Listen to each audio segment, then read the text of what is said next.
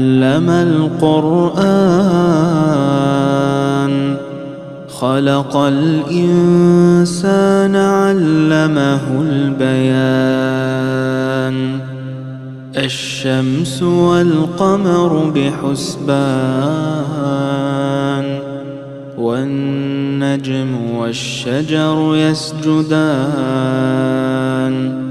والسماء رفعها ووضع الميزان ألا تطغوا في الميزان